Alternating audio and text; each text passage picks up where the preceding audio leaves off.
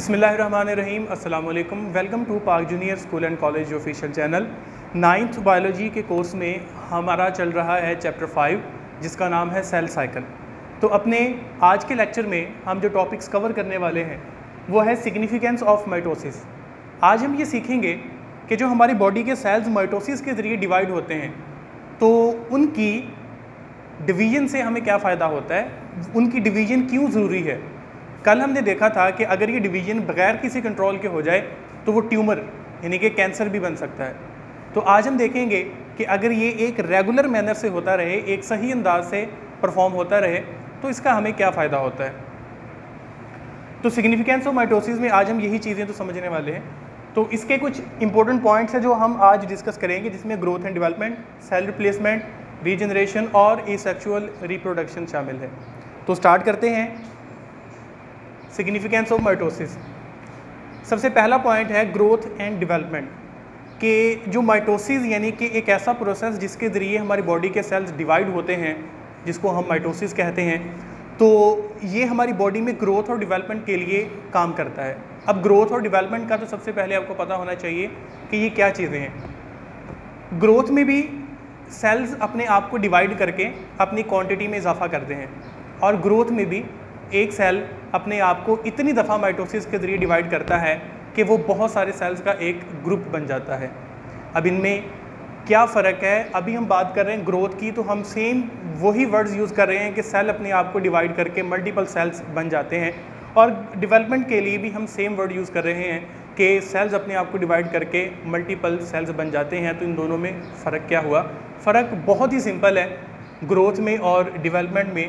तो समझ लें कि डेवलपमेंट एक ऐसी चीज़ होती है, डेवलपमेंट एक ऐसा प्रोसेस होता है जिसमें एक वो चीज़ बनती है जिसका पहले कोई वजूद नहीं है, और ग्रोथ क्या होती है कि जब वो वजूद में आ जाती है तो फिर उसके वजूद में इजाफा होना शुरू हो जाता है।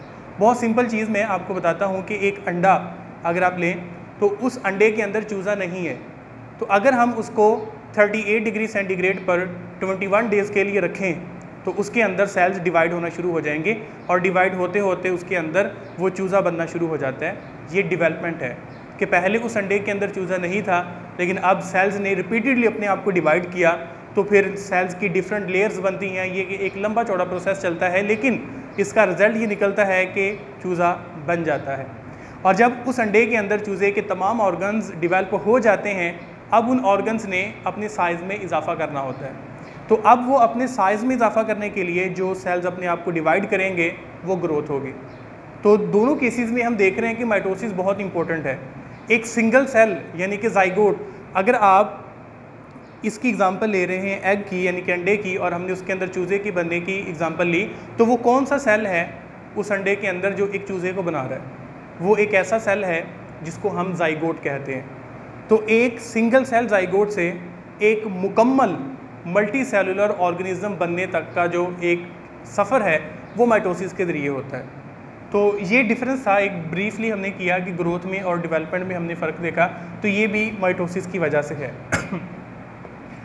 नेक्स्ट पॉइंट है सेल रिप्लेसमेंट। इसके नाम से जाहिर है कि सेल रिप्लेसमेंट का मतलब है कि एक नया सेल आता है और वो पहले वाले को रिप्लेस कर देता है और पहले वाले की ड्यूटी ख़त्म।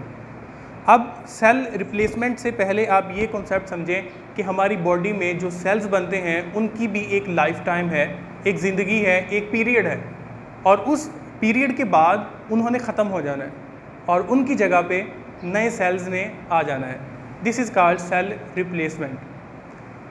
सादा सी एग्जांपल है कि हमारी बॉडी के जो रेड ब्लड सेल्स हैं, जब एक रेड ब्लड सेल बनता है तो उसकी उम्र तकरीबन 4 माह होती है, 4 मंथ, 120 डेज़, 120 दिन एक रेड ब्लड सेल की उम्र होती है। तो जब उसके 120 दिन पूरे हो जाते हैं तो उसको डिस्कार्ड कर दिया जाता है और उसकी जगह पे नए रेड ब्लड सेल्स आ जाते हैं, और जो नए रेड ब्लड सेल्स बनते हैं वो माइटोसिस के ज़रिए बनते हैं। तो ये एक प्रोसेस है सेल रिप्लेसमेंट का। ऐसे ही हमारी बॉडी के अंदर बहुत सारे सेल्स ऐसे हैं जिनका लाइफ टाइम डिफरेंट है। आप ये ना सोचिएगा कि अगर हमने रेड ब्लड सेल्स की 120 डेज़ का लाइफ टाइम कहा है कि तो शायद हमारी पूरी बॉडी के सेल्स के लाइफ टाइम 120 डेज़ है, तो ऐसा नहीं है।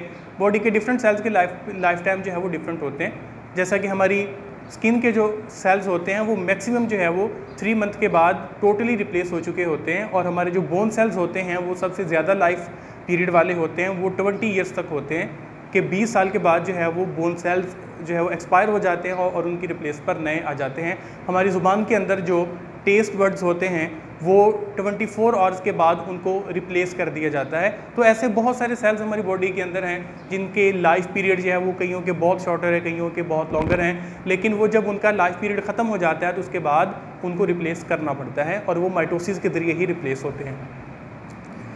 Next one is regeneration. Second last topic है रीजनरेशन का। जनरेट होता है बनाना और रीजनरेट होता है दोबारा बनाना। अब इसमें ये होता है कि कुछ ऑर्गेनिज्म ऐसे हैं कि जब उनकी बॉडी का कोई पार्ट कट हो जाता है तो वो अपने कटे हुए बॉडी पार्ट को, जिसको वो खो चुके होते हैं, वो उसको दोबारा बना लेते हैं। तो उसके जो सेल्स दोबारा बनने के दोबारा उस ऑर्गन को बनाने के लिए जो सेल्स डिवाइड होते हैं तो वो भी माइटोसिस के ज़रिए होते हैं। अब इसमें फ़र्क ज़रा महसूस करें सेल रिप्लेसमेंट में और रीजनरेशन में।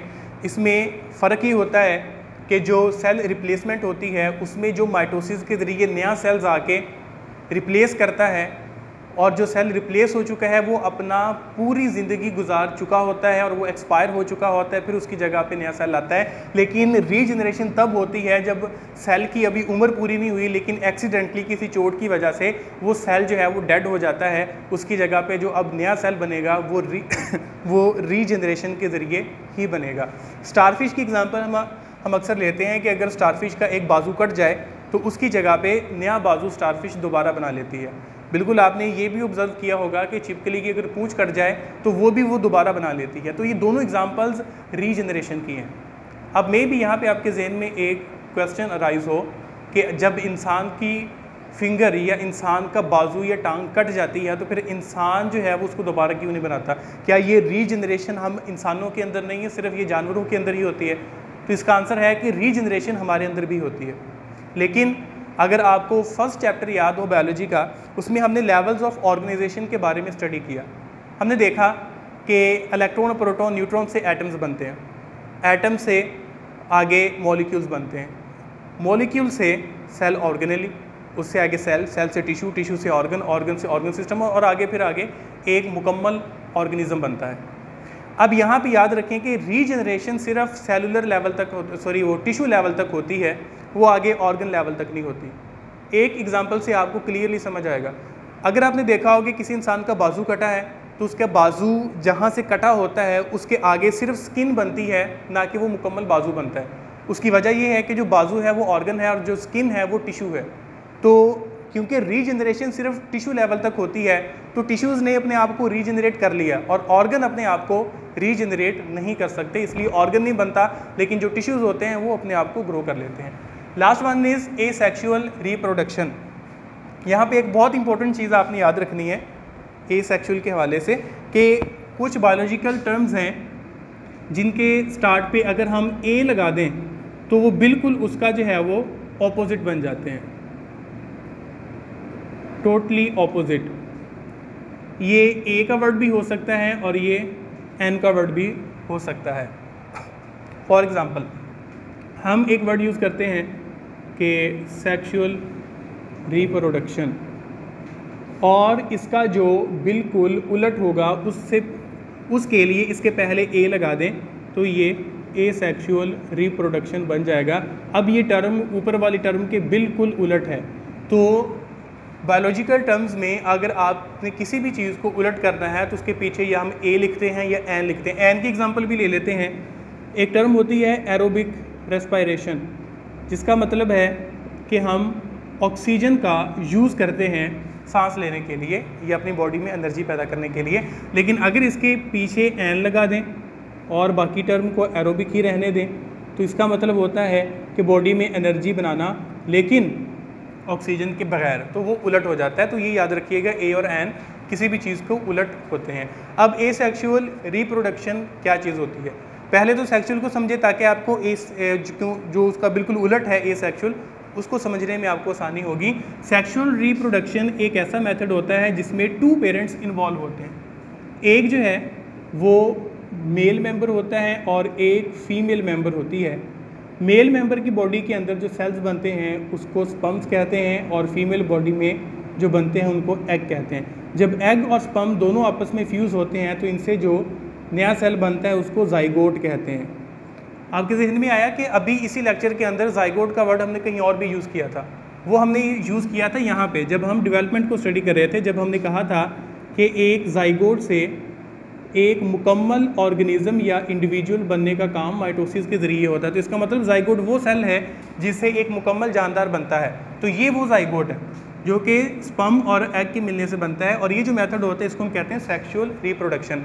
और एसेक्सुअल क्या है, इसका उलट, इसमें शामिल होता है ओनली वन पेरेंट। इसमें जेंडर का कोई कंसेप्ट नहीं है, मेल और फीमेल का कोई कंसेप्ट नहीं है। इसमें सिर्फ एक सिंगल ऑर्गेनिज्म होगा और वो ऑर्गेनिज्म जो है वो अपने जैसा एक नया ऑर्गेनिज्म बना देगा। इसमें कोई एग और स्पर्म नहीं बनेंगे, कुछ फ्यूजन नहीं होगी, जाइगोट नहीं बनेगा, क्योंकि ये उसका बिल्कुल उलट है। तो अब माइटोसिस उस काम में कैसे हेल्प करती है? बहुत इजी है कि एक ऑर्गेनिज्म है जिसको हम कहते हैं हाइड्रा। तो ये समझ लें कि ये हाइड्रा है, इसके ये टेंटिकल्स काफ़ी ज़्यादा होते हैं वैसे इधर। अच्छा, फ़र्ज़ किया कि ये हाइड्रा है। अब एक हाइड्रा से दो हाइड्रा कैसे बनेंगे? अब देखिए इसमें कोई जो है वो हाइड्रा में मेल और फीमेल का कंसेप्ट नहीं, जस्ट एक सिंगल हाइड्रा है। अब होगा क्या, किसकी बॉडी के किसी भी एक पार्ट से सेल्स जो हैं वो ऐसे ग्रो होना शुरू हो जाएंगे और देखते ही देखते ये सेल्स जो हैं वो हाइड्रा की शेप लेना शुरू हो जाएंगे। तो करते करते हमारे पास एक मुकम्मल हाइड्रा बन जाएगा। फिर ये हाइड्रा यहाँ से कट हो जाएगा और कट होकर इससे सेपरेट हो जाएगा, तो एक नया हाइड्रा बन जाएगा ऐसे। This is called asexual reproduction. बिल्कुल ऐसे ही प्लांट्स के अंदर भी बहुत सारे पॉइंट्स ऐसे होते हैं जहाँ पे वो एसेक्सुअल रिप्रोडक्शन करते हैं, और उस प्रोसेस को लेकर हम थोड़ा सा नाम बदल देते हैं, उसको हम कह देते हैं वेजिटेटिव प्रोपगेशन। वेजिटेटिव प्रोपगेशन क्या है? प्रोपगेशन का मतलब आप ये समझ लें कि किसी भी चीज़ का बढ़ना, प्रोपगेशन। अब जो वेजिटेटिव क्या है, पौधे के वो वाले पार्ट्स जो फूलों के अलावा हैं, अदर देन फ्लावर्स, ठीक है, सिंपल समझ लें, अदर देन फ्लावर्स पौधे का कोई भी हिस्सा है वो उसका वेजिटेटिव पार्ट है। तो वेजिटेटिव पार्ट से एक नया पौधा उगाना, जैसा कि बहुत सारे पौधे ऐसे हैं कि आप उनकी शाख काट के ज़मीन में दबा दें तो उस शाख से ही एक नया पौधा बन जाता है। तो बहुत सारे ऐसे हैं, जैसे कि आलू है, आलू का जो बड होता है वो आप ज़मीन के अंदर लगा दें तो उससे एक नया आलू बन जाएगा।